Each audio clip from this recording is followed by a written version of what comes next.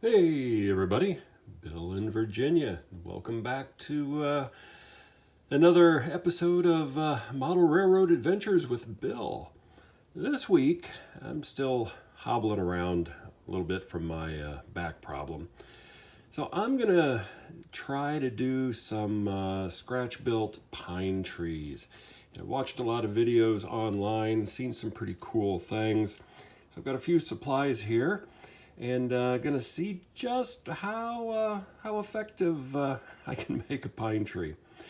You know, I've seen a lot of guys use copper wire for like the armatures to kind of do the spin method with fibers. What I found online is this called rustic wire. In fact, I ordered it from England, and I seen it and it's like, well, I need to get some of this. So it's fairly stiff wire, but it's already comes pre-wrapped in fairly convincing bark-like coating. Plus, the thickness of it makes it, gives it a bulkier appearance than just plain wire. So you can get a little bit thicker tree without losing any effect. What I've also done is like this little piece, and this little piece is dry in here. What this is 3 of those, you can't really see it here because of the coating, 3 of those little wires, and I glued them together using just white glue, and I then put some dilute white glue on it and dipped it into Woodland Scenic's Fine Turf Earth color. So, I've got this, and when it dries, I'm going to kind of rub it a little bit, just kind of see what it looks like for texture, because I should be able to get through and see some of the rustic material underneath, kind of dark. But it kind of fills it in and gives it a good trunk-like appearance. It doesn't look like it's just like 3 wires together. So I'm going to see what I can do here. I also went down to Home Depot today. Got 2 different styles of rope that I'm going to cut. The coloration is good for branches already. It's kind of a darker brown than some of the hemp rope you can get. And I'm going to pull some of these apart and come up with some lengths. And then I'm going to see what I can do to make a pine tree. So anyway, more to come here as I kind of work through this. Well, so far, I've got an evil-looking pine tree, something out of the horror movies. I will do trimming on this, give it a shave. However, that rustic bark works really well for the armature. I did use white glue, and I will do a little bit more detail work on this. But so far, so good. And if this works out well, I will go back and add to the video just a quick overview of steps when I go through the next one, just 30-second snippets to kind of show how I made it. But let's see how it goes. All right, actually looking like a pine tree now. Done a little bit of trim, kind of given it some shape. I added the 3rd piece down at the base under my fingers, kind of pressed it in so that I've got reasonably looking pine tree. I'm going to do some finish work on it, kind of add some stuff to the base, let that dry, smooth it out, see what we end up with. All right, well, here is how the first tree mostly looks. Still got a little work to do on the base. I've got to let glue dry, and then I'll kind of rub it and maybe add a little bit of a wax color just to kind of blend in the trunk part. But the overall tree looks not bad. And, for my very first scratch build effort for a tree, I think this is going to work out.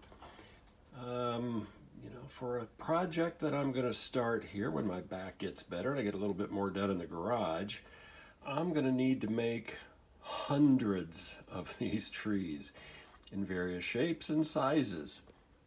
More about that a little bit later, but I think this is going to work. I'm going to go quickly through the steps that I used to make this and wrap this video up. All right, first step that I'm taking in making these trees is I'm cutting the armature to the length that I want. So, you know what it is? It's easy. If you want a 10-inch tall tree, you cut 20 inches off, bend it at the midpoint, and you've got 10-inch tree roughly. When you spin it, it'll be slightly shorter, but it'll be reasonably close. And I've taken some of the rope. Actually, this time I'm just using the coarse rope, and I've pulled fibers out. I've cut it to about 3 different sizes, kind of a long, a medium, and a short, and just pulled the fibers apart. Next thing that I'm going to do, and you'll see this, is I'm going to lay a bead of glue along the armature that's on the countertop, and then I'm going to put the fibers on that. And then what I'm going to do is I'm going to take glue and go over the top of the fibers where the top piece of the armature will come down. That'll be in the next segment. And the messy part, well, there's a lot of messy parts, but this part is coming along.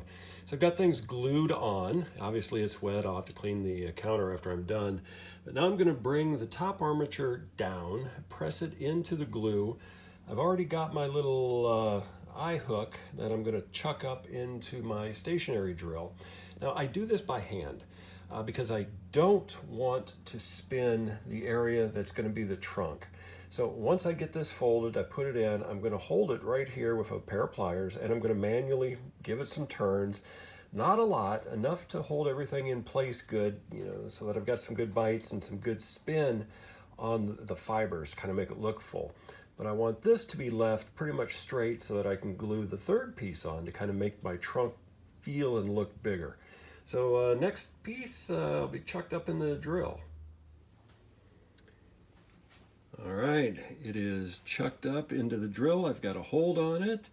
The glue is there, and I'm going to be using that pair of curved nose pliers just to get a bite and spin it, and let's form a tree.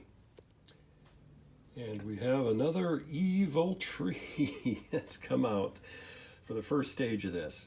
So again, that looks pretty good. I'll kind of spread out some of the strands by hand. I'll give it a shape and let some of that glue set a little bit, and then go on to the next step.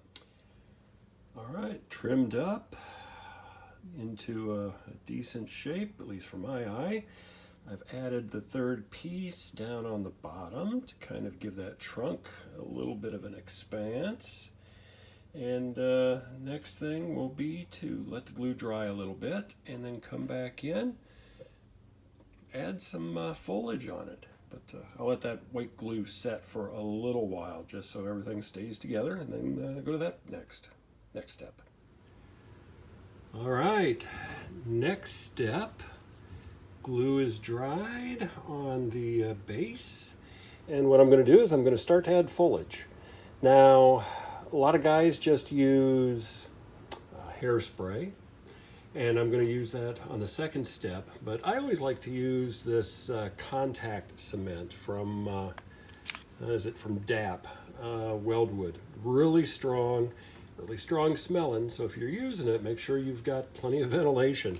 But I'm going to put it just on the ends of the limbs on this. Not very thick, but just enough to coat it, and that way I can get a base coat of foliage down. Then I'm going to come back in, then I'll spray it with the hairspray, and I will get it both from the top and from the bottom to kind of give it a fuller, thicker look. But let's see how that works out here. And there is the second one. After adding some foliage on, doing a little work on the trunk down there, kind of blended that in a little bit. I might add a little bit more foliage right at the top where those 3 come together to the 2, just so it looks a little bit more natural. But, for an older pine tree, losing its branches, and kind of an aged one, I think it works out pretty well. I like how it looks. So I've got everything on here that I'm going to do on this one. I may spray it again and just add a little bit more foliage to get some of those other branches covered, but we'll see here. I'll show you how it looks alongside the first one here in just a second. And there we go. 2 different pine trees made from the same method. My first scratch build on the right and my second scratch build on the left. Hey, hope you enjoyed. This has been a fun little project, and really this has only taken me a couple of hours, and I've been doing some work out in the yard in between. Well, actually not me, but somebody else has been doing work out in the yard and I've been supervising. But you know, fun little project, and like I noted earlier, for the next major project I'm going to be doing out in the garage at some point starting this year, I'm going to need a lot of these trees. So thanks for watching, and keep having fun on your layouts. A messy workspace means a productive modeler, sometimes. I always make a mess, then I clean it up later. But yeah, I think that's going to work.